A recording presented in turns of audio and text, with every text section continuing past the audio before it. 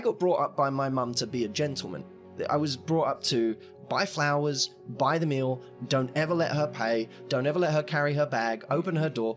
So at school, as a teenager, I got mauled by women for being that way. You know, I got walked all over. Yeah. They liked me. They thought I was a nice guy. But I was the one holding their bag while they got with that guy. It didn't translate, and I knew as a guy, as a teenager, something wasn't clicking. And something about what I'd been taught about attraction by my mum, who taught me to treat every woman like a princess, something about that advice wasn't translating and wasn't working. Now, when I started hearing from these books written for women, if he likes you, he's already talking to you. I looked at that and I thought, God, I'm not a loser. I'm not someone who's got everything going wrong in their life and is like, you know, oh, that's why he hasn't got the confidence. No, I was like a guy who had some great things going for him, and yet still, I would look over there and go, no way. I was terrified. The idea of walking up to a woman and saying, I like you, or I think you're cute, terrifying. You know, I started to say to women, listen, firstly, even the guys you want are nervous about coming over to you. So you might have to do a little more to make this a possibility. So that's the psychology, when done in the direction of man to woman, is much more powerful, because men have these two instincts, provide and protect. But some of these instincts are kind of hardwired, right? What we're doing with a lot of our better nature is overcoming certain programming that we have. You know, in a riptide, you get pulled out to sea. Your instinct tells you in that moment to swim back to shore against the current. Ignore the riptide, I just need to get back to shore. Which is stronger, you or the current? Fighting harder won't save you. Thinking clearer will. And thinking more clearly means I need to swim sideways. I need to swim parallel. I'm giving myself a longer journey, but then when I'm out of the current, then I can swim back to shore. Instinct won't get you to do that, because that requires thinking clearly. Instinct will drown you in that moment. And in a relationship, in dating, your instincts will get you killed. Don't invest in someone based on how much you like them. Invest based on how much they invest in you. People don't do that. People invest on instinct. I really like them. And my investment is proportionate to how much I like them, not how much I'm seeing there's a mutual investment. An incredible connection is like, you meet someone, you connect, and you have a great plot of land. This plot of land could be great because it's in the middle of a forest, it could be great because it's on the cliffs overlooking the ocean. It's a beautiful place to build. But it's still just a plot of land. Let's see it for what it is. It's potential. Now what you need is two builders. Two people who are going to build something here. And that requires two people who show up each day and lay brick after brick after brick after brick. And slowly but surely create a castle. Most people have the experience of someone who joins them on that plot of land, and they both look at it and they're like, isn't this great? Look at the ocean. This is great. Look at the view we have here. Look at the trees. This is amazing. And they get real excited. And one of them might be willing to build. One of them might be a builder. The other one might just really like the potential of this plot of land. And then you have someone who's there building every day. They're doing the investment. I have the woman come to me who's building, and a guy who's left the construction site.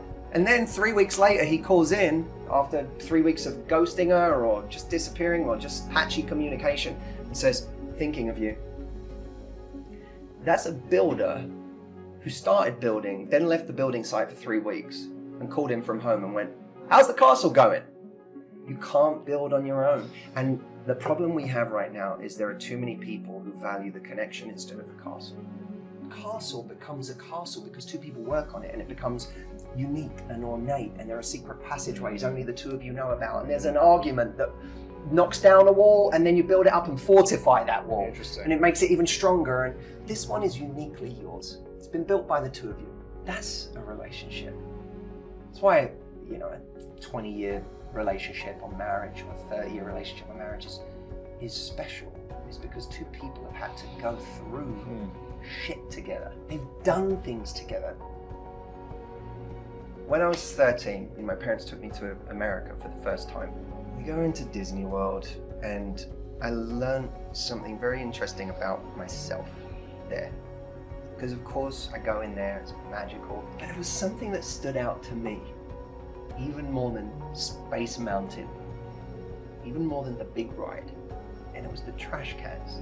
On some level that maybe I couldn't fully articulate at that age, I saw the trash cans and I was moved by it. I said, someone cared enough about this place to theme the trash cans.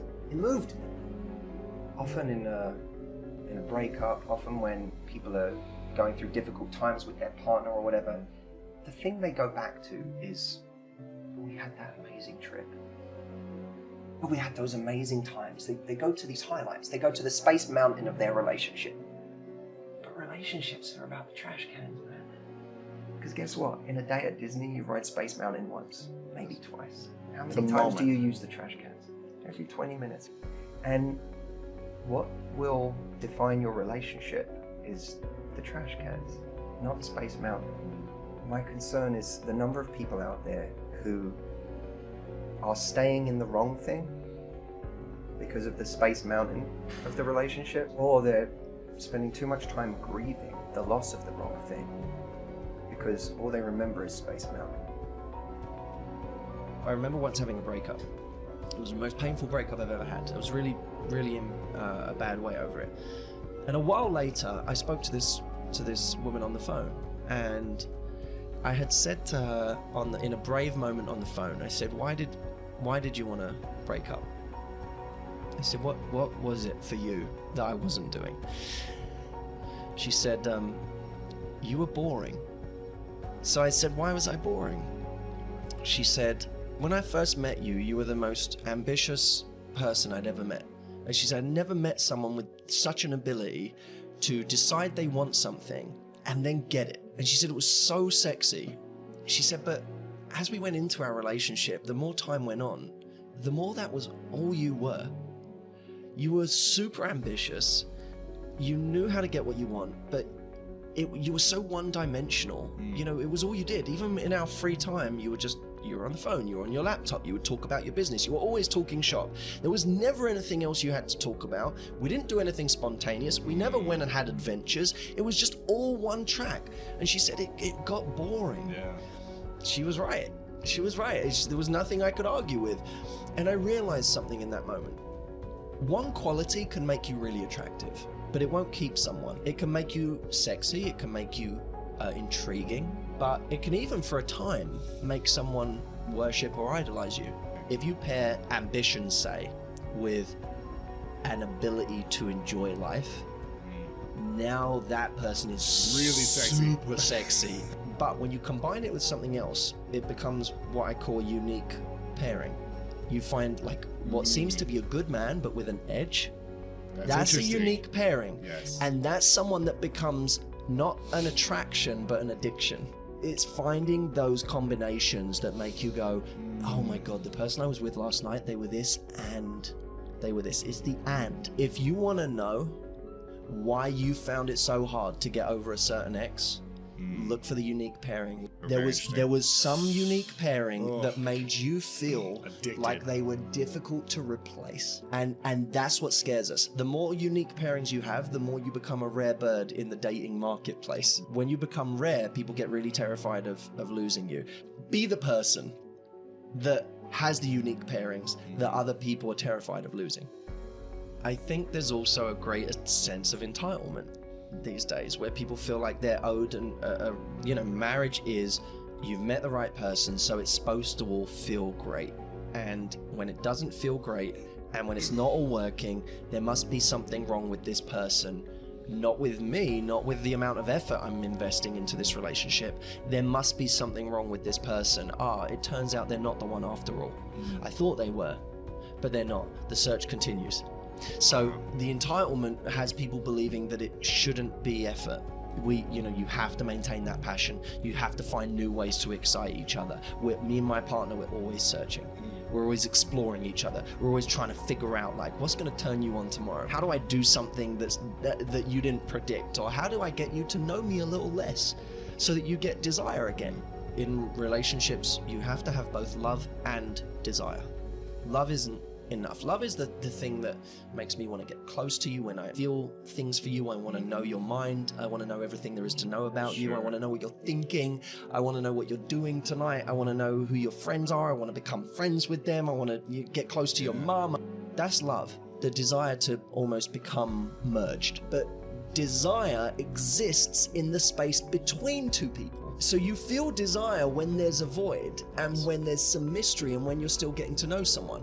So desire, ironically, is the thing that ends up creating love, because desire is like, I want to get close to you because I don't have you. And then when I get close, we feel feelings of love, but not desire now. Everyone's going to tell you, now your kids have gone off to university, now you have all this time to spend together.